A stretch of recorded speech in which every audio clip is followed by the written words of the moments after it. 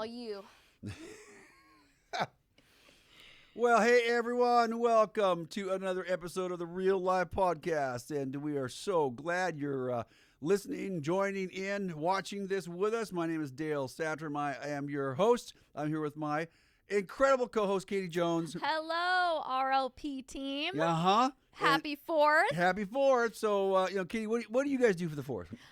Okay, so it's actually my brother's favorite holiday, and he lives right next to the rodeo. So we end up having just like a big family get-together barbecue. We do the parade, but I look most forward to the 3rd because it's the one time a year me and my husband get a babysitter. Well, we get babysitters other times, but we go out with our friends and everybody's kid-free. All right. I love it. Love hanging out with my kids, but we do the rodeo on the 3rd. So it's like a fun 2 days. All right. Sure. That's awesome. Yep. That's awesome. So that good. A 2-day event. So good for you. Yep. Just fun. Just fun. Enjoy all the fireworks, all the things. Yep. What about you guys? Well, it's my favorite time of the year too. I mean, I know as a pastor, I should be saying Christmas and Easter or something like more spiritual. Judging a little bit. Yeah, I thought I saw that look.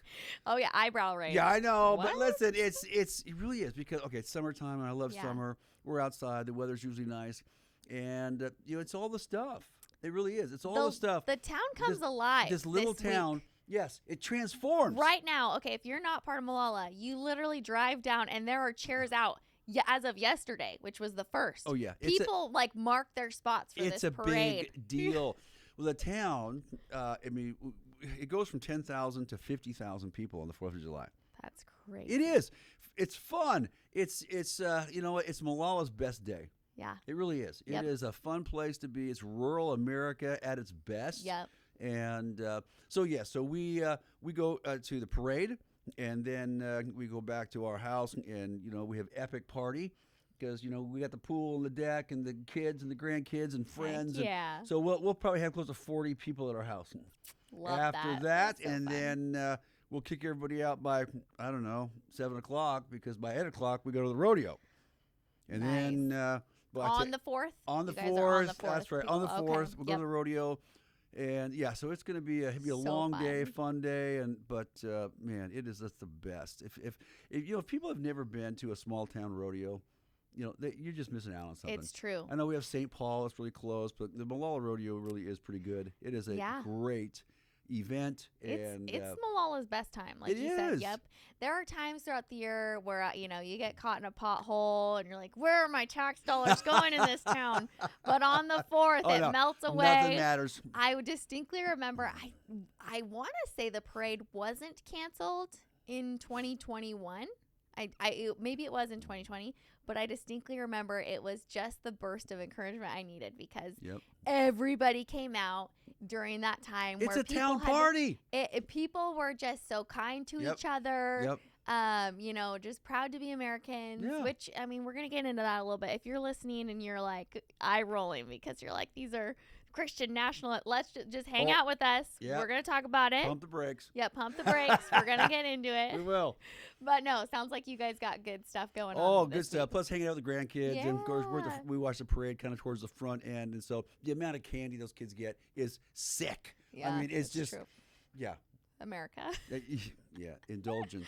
Yeah. Anyway, so it's a good time. All right. It's a good time. Love hearing about it. Okay. Well, today we were going to talk about several different. We had lots of ways we could have took this episode, but since it's the 4th, we thought it is good timing to let's talk about Christian nationalism versus kingdom allegiance. Yeah. We're living in America during a heightened state of emotion. And yes, we are. To put it nicely, and we've got people that are not impressed with America stuff right now. That a lot of Christians too. Yeah. So, and we try our best to, we're honest with where we're at with things, but we want to also leave room for room and respect for people that disagree, or and we want to hear from you too. So we'd love to have this be a safe place to understand each other, because when we stop trying to understand each other, that's where growth stops too. So well, that's what Scripture says. Understanding is the fountain of life to them who have it. Boom. So the more you understand each other, the more life you actually breathe into the situation, the more life you breathe into relationships. Yeah. The problem with most people is they lack understanding. Yeah. The Bible also says through presumption comes nothing but strife. You know, I love, okay, this is crazy. I went for a run the other day, and sometimes my thoughts just wander, and I'm trying to listen to the Lord and see what he has to tell me. And I couldn't get this thought out of my head where it's like, I think one of the problems we have today is that when we talk to someone and we have a really strong belief, we go into that conversation being like, I got to persuade them to my belief. Yeah. I got to change you. Which, hey, that would be like the jackpot. That would be like winning the lottery. If that, we have to like change our mindset to like, nope, but the paycheck, every time I talk to someone, if I can grab a better understanding of where they're coming from, that's almost like what you should get out of every conversation. You should be asking questions and trying to get to, why do you believe that way? Why do you think that way? And then naturally, most of the time, a lot of times, once people give you their understanding, then it opens the door for them to want to understand you more. But if you do sway them, that's like the jackpot. That's the lottery. But you shouldn't go into the conversation being like, always seek to understand. Yeah, and I'm guilty of this for sure. Before being understood. Yeah, it's something to live by. Absolutely. Which is something we can't do here on the podcast because we're the ones talking. I get it. I know. Yes. But it's also why we ask for questions. Yeah. When you give us your questions, it helps us understand you as an audience better. Yep. So absolutely. We love hearing from you guys, we do. Even if it's spicy. Bring it on. We like spicy. We like spicy. Yep. The Real Life Spicy Podcast. We like spice. Okay, all right. This first question, PD, what do you think about this? Why do some people feel like Christianity and America are fused? Okay, well, that's a big topic, and there might be a lot of reasons for that. I think it might start with let's just go back to the Constitution, all right? Yeah. The Declaration of Independence. Let's go back to that. It is in some ways, God's built into that. We have these rights that were given to us by our Creator. I mean, so I think people can look at that and go, look, I mean, right from the beginning, this is a Christian nation. This is it's. And then we kind of fuse Christianity and patriotism and nationalism, and we kind of put it together as one and the same. And so, of course, and then there's religious leaders who put the two together. Yeah. And they talk a lot about that, and they talk a lot about the Christian nation, and so I think sometimes it just gets confusing because then all of a sudden it's, being an American and a Christian almost becomes synonymous, which is not the case. But yeah, it's a good reminder because I feel like I can. Yeah, what do you think? I mean, No, I think this is such a good topic of conversation. And you bringing up that yes, all men are created equal, and we do have references to God, but. One of the questions later, we weren't sure if we were going to address it or not, was like, the founding fathers were Christian. They weren't all Christian. Well, no, and a lot of the founding fathers they believed in God. Mm-hmm. They were deists. And I don't know if people know what a deist is. No, I don't. Tell me. I was like, what is that? A deist is somebody who believes in God basically not because of special revelation like from the Word of God, the Bible. They believe in God based on reason. It's reasonable to believe in God. They look at the created order of things, and they reason that there's design, there must be a designer, there must be a God. And so many of the founding fathers, I would not call them followers of Jesus. I would call them deists because they did believe in God. They did believe in the importance of morality for society and culture and whatnot. That's a lot of people. I feel like deists? I know a lot of people that fall in that. Yeah, camp. we don't use that word anymore. But, yeah. But that's what a lot. I mean, some of them. That's what they were. Some of the most famous ones were deists. Thomas Jefferson. He was a deist. That was the name that came to my mind. Yeah, he actually wanted to rewrite parts of Scripture. He wasn't a fan of some of them, some of the books of the Bible. I mean, I can relate to that. Well, okay, yeah, there's some hard sayings in there, but so that doesn't mean they were terrible people. That doesn't mean it was a Christian nation. They adopted Judeo-Christian ethics. They saw that as a lot of it came from reason, not because they were followers of Jesus. They looked at that as this is the most reasonable way to live. This is the best way to live. This is the best way for culture to survive. You have to have certain values. Of course, freedom is part of that value. That freedom comes from our Creator. I mean, so it was kind of a mishmash of different things. Right. And not simply they were Christians. Right. Well, So and obviously way back before that, we fled from theocracy. We wanted religious freedom. That's right. like a big thing of pilgrimage, back way before even America was before the founding fathers. Correct. So it's interesting that people tend to cling to like this is a Christian nation when that's not necessarily the case. Right. Or we have to get back to being a Christian nation. Mm-hmm. And it's like, well, has Christianity had a major influence on the development of the U.S. as a nation? Well, of course it has. Okay, of course it has. But does that mean that we're trying to create a theocracy where God governs a nation? And it's like, no, it's still a secular nation. Yeah. That grants religious freedom to everyone, and so. And all of a sudden now, if you start saying that it's a Christian nation and Christianity is the only religion, well, what about the religious freedom issues that you have? So, right, there's a tension there. I get it. Yes, this is on topic but off topic. Have you ever heard of *Handmaid's Tale*? Oh yes. Okay. The book and the movie. Yes, I see. Movie, yeah. So a lot of people I went to school with, they will use that almost as like if you voted for this is what you're getting. Like it's very. It's literally, we talk about how the pendulum can go so far one way or another. The Handmaid's Tale, I think a lot of people outside of they don't know what following Jesus means. They just see these really extreme religious examples, which are evil, like that concept. And that book, the author actually took that concept from, I want to say, somewhere in Iran. But anyways, I was just curious if you had seen it because I didn't see the movie, no, but I know of it and know what it's about. I think we have extremes everywhere. We have extremes politically, left and right. We have extremes religiously.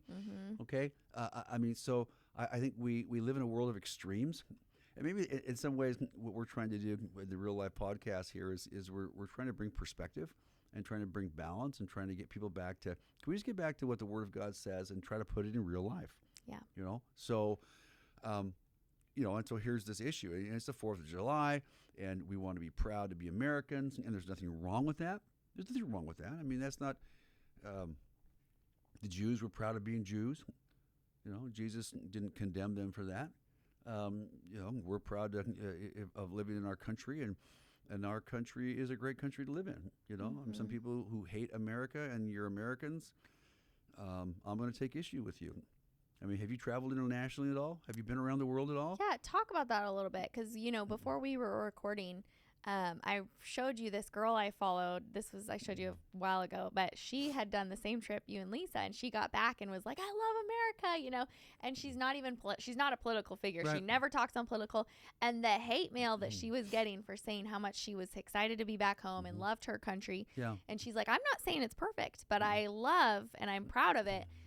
For all these good things, but people were like, I hope you I mean, and they were Americans. I can't even fathom that. It's wild. The ignorance, and this might be offensive to some people, but you know what? This is real life, so I'm just going to say it. The ignorance that people have globally, it absolutely blows me away. And part of that just comes from your lack of travel, your lack of experience. And, some people have never traveled out of the state. They've never traveled out of the country. And yet they're talking about how the world feels about America. Y'all, if you haven't done that, you probably ought to stay a little more quiet because you don't have any personal experience. What you're doing is quoting sound bites from media. And so we have traveled, and Lisa and I travel internationally all the time. And we've been to different countries around the world. We've talked to people in restaurants and stores and shop owners, from Europe. I mean, we've been in Muslim countries. I mean, we've been to Turkey. We've been to Jordan. We've been, and here's what you find out, Katie. People are the same everywhere you live. Anywhere in the world, people are the same. They want the same things. They're chasing the same things. They love their families. They want freedom from their government. So almost everywhere we've been, yes, there have been a couple of people that have been critical of the U.S., but by far, the overwhelming majority of people actually admire the U.S., would actually live in the U.S. if they could. Some people are trying to get to the U.S., although it's very cumbersome for them to do so. I wish that whole process could be fixed a little bit so that people can come in. That's another topic. Which we did talk about. We You did. can go back to our immigration episode a couple of ones ago and listen. But so, but people do. People admire it. They go, oh, because people don't understand the gift, the blessing of freedom that we have. Well, those other countries are free too. Your European countries are free. They are not free like we are. You have not been there. You have not talked to people. Yeah. You talk to them about freedom. It's measured freedom. Is there freedom? Yes. Is it like our freedom? No way. Not even close. We have so many more freedoms and opportunities than even European countries. So one of these days, I'm telling you what, I have a friend in Germany who is trying to move here. He's German. One of these days, I'm going to bring him on this podcast. How would that be? Have him tell you what it's like and why he wants to move to America. Yeah, that would be fun. Yeah, because some of you are like, I don't believe you. Well, that's fine. Don't believe me. I'm going to bring somebody from Germany in here, and you think, well, Germany's very progressive and it's very free, and it's very this, it's very that. Yeah, I'm not saying it's a terrible country, but it is not the same. And just to get our audience a perspective of how incredibly blessed we are with the amount of freedoms that we have. Absolutely. So, sorry to go on my soapbox a little bit, but no, you're absolutely right. I mean, I have not traveled internationally. I cannot wait to be able to.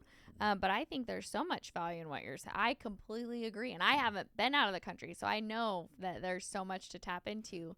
But I feel blessed to live in America.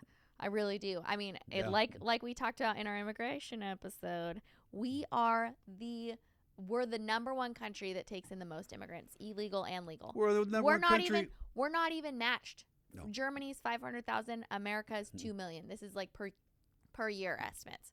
That's crazy. Yeah. That's craziness. There's an enormous lack of understanding. See, here again, understanding is a fountain of life. Through presumption comes nothing but strife. There are so many people out there, they don't travel internationally, they lack understanding of the other countries, and so they assume. Through presumption comes strife. See, you're assuming all these things you've heard, all of these internal beliefs, but it's based on your opinion or some other soundbite from a media personality instead of actually the average person in these countries. They would long to have the freedoms that we have. So yep. And I think also too, a lot of times the people that are the Americans that are complaining about America, get real serious about what you're complaining about, and then why don't you try and fix it? You know, get off social media and go actually talk to people, because most people, I venture to say, are still really kind. There's still a lot of kind people out there, and the more we're just online and we're my algorithm is tailored to my hates and my biases.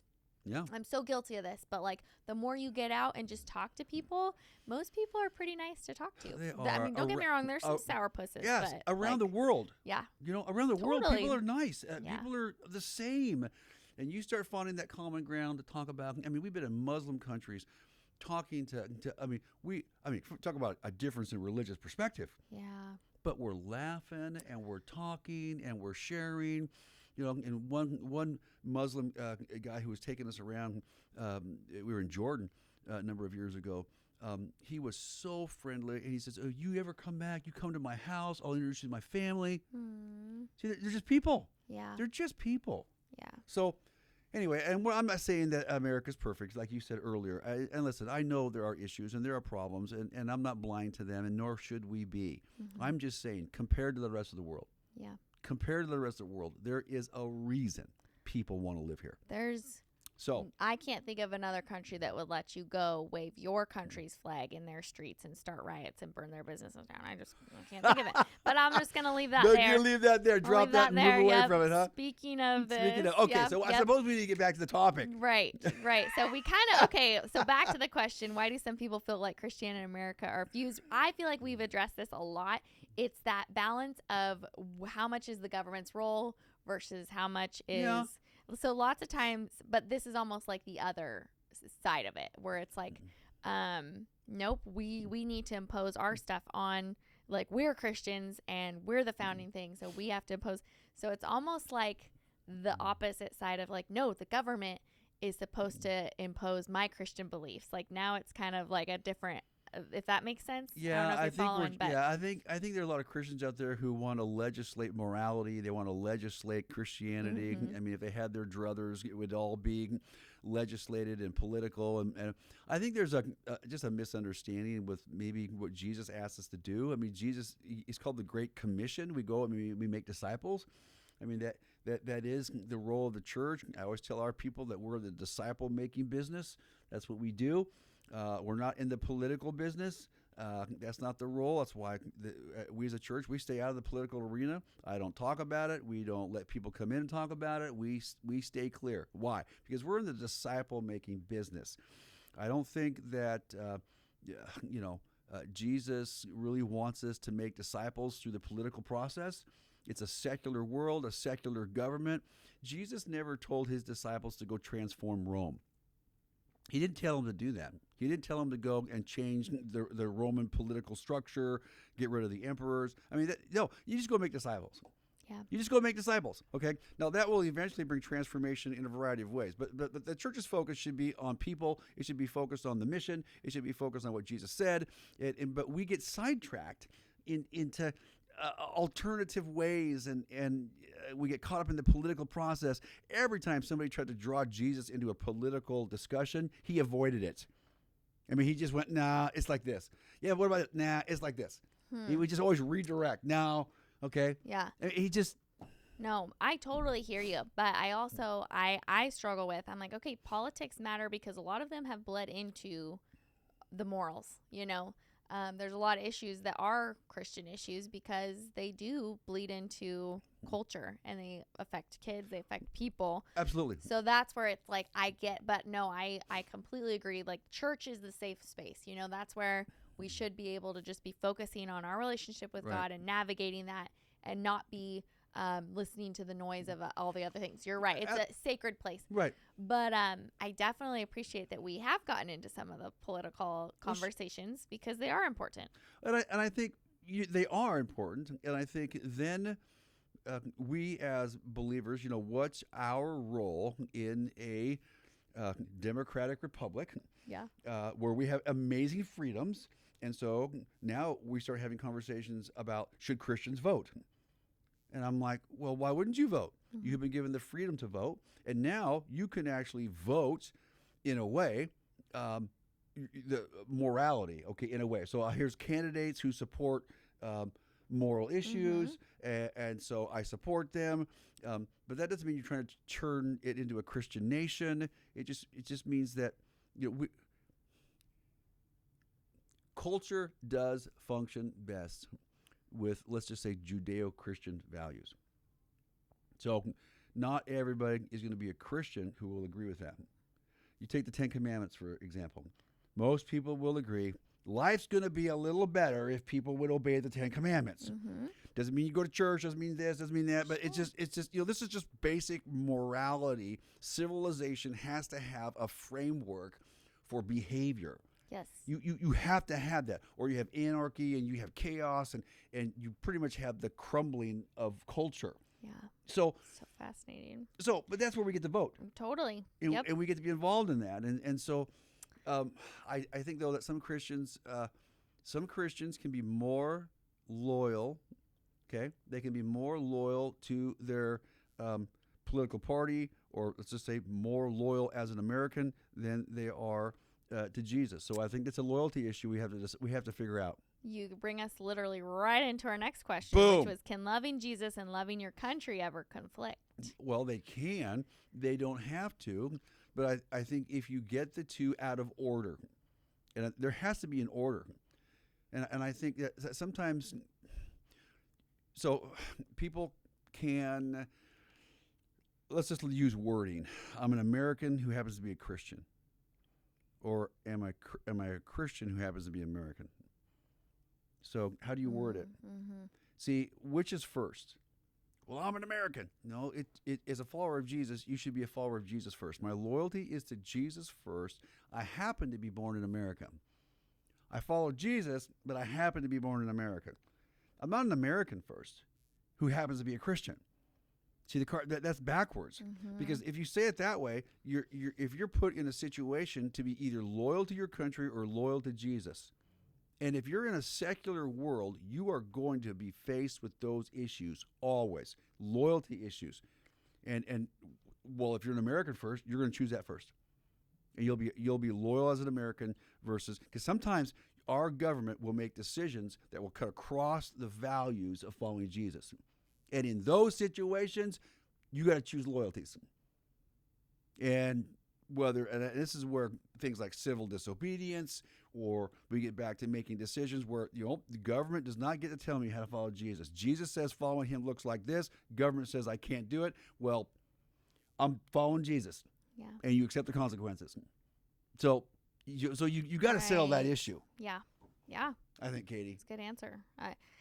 I'm trying to think of like examples of loving Jesus and loving the country conflicting, like for me personally, and I'm having a hard time thinking of an example, but I would say that it probably would be when I think back to, kind of before I really started growing spiritually, like, 2020, conversations I had where I can, like I've said before, I can look back and be like, oh yeah, no, I was really respectful, but also I'm like, but what was the point of like some of those, like getting into some of those debates? I wasn't putting God first. I was putting my anger about the situation first. True. I still was like respectful again, but like there's certain things where I'm like, that's not worth my emotional energy anymore. Right. Like there are some things for sure, don't get me wrong, where I'm like, oh, that's worth it.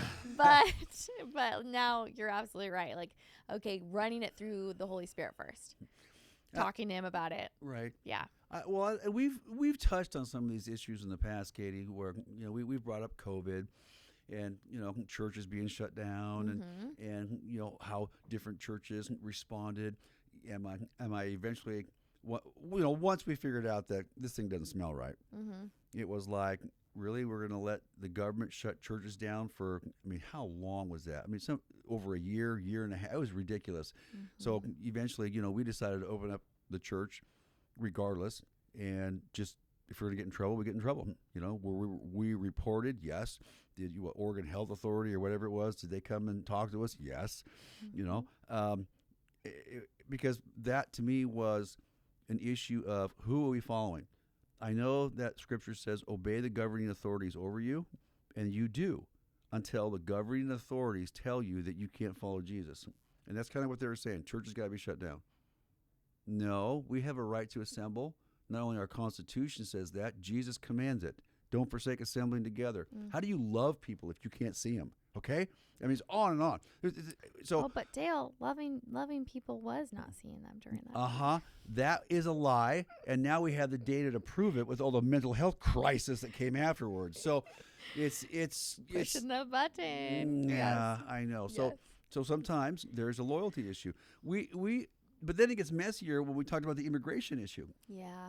So now there's the immigration issue, and that's even more messy because now you can take the same scriptures and apply it differently. We're gonna turn people into ICE, and then other people are like, no, we're gonna be a sanctuary for them because we're commanded to love and care for the needy. Right. See, and now you have people taking similar scriptures and trying to apply it, so it can get messy. Yeah.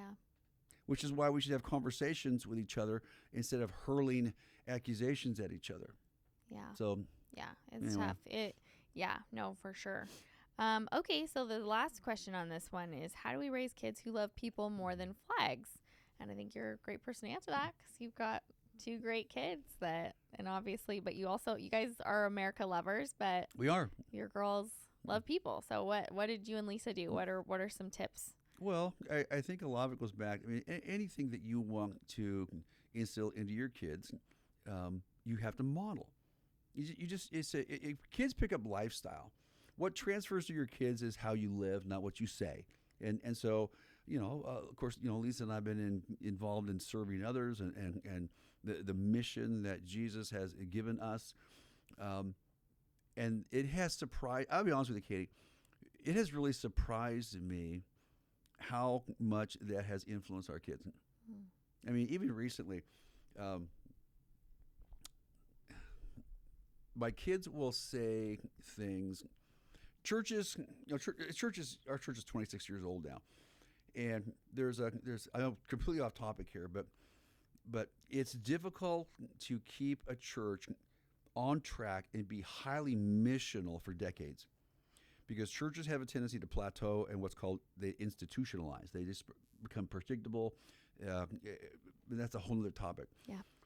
My girls, what's fascinating is the verbiage that they'll use when they're highly invested in a church that they grew up in. They watch this whole thing develop and grow, and to this day, if they see something that they don't think is missional, it just blows me away. They'll say, "Dad, that's not Foothills." I'm like, "Well, talk to me more." Mm-hmm. And they just spout this stuff that I don't ever remember talking to them about it, but they lived it. They lived this journey with us, and it got in them. And so it's fascinating. So your kids pick up what you live. They pick up your values as you live it and model it. And so yeah, how do you transfer that to your kids? Well, what are they seeing? And so do they see you loving others? Do they see you balancing, hey, it's great to be born in America. We love our country, and God's given us these great freedoms. But you know what? We follow Jesus first. Okay? They just got to see that. Mm-hmm. You might have conversations, but I don't know. It's just your kids are going to pick up what they watch. Yeah. And again, I say it all the time. More's caught than taught. You know? I'm sure I got plenty of lectures from my parents growing up. In fact, I know I did. I don't remember one of them. And I deserved probably every one. Right. But I remember their values. I remember what they lived. So that's what transfers. So how are you modeling that for your kids? And are you modeling service? Are you modeling others? Are your kids involved taking care of other people in some way? Lisa just got back and take another group of kids to Guatemala. And I can't wait now to take my grandkids down there and start infecting them. Mm-hmm. You see, we can't just tell our kids these things. We have to show them. Yeah. So it's the 4th of July. Have fun. But, do all the 4th of July stuff. We are. Mm-hmm. It's just that what else are you doing so that your kids grow up learning how to love others? Because that is, you blow relationships, Katie. We kind of blow the whole thing. Yeah. So love God, love each other. So we got to model that. And that's our loyalty first. Yeah.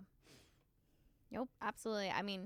I don't have much to add other than that's something I always try to come back to because like I always say, simpleton brain, big picture, always love God, love other people. Right. And a lot of that is it's kind of left up between people and God a lot of times. And it's not really our place to be like, well, that's not what he told me to do, mm-hmm. And then there's a lot of gray areas, and then there's other things where it's like, nope, the Bible's crystal clear. But I would venture to say the majority is very personal, mm-hmm. So it's hard to, yeah. But anyways, no, I do have one more question. Oh boy. Okay, what is it?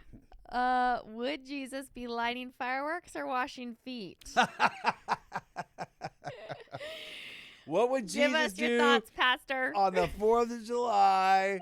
Well, I definitely think he'd be lighting fireworks. Yeah, but what's kind of funny is the whole imagery of Jesus washing feet,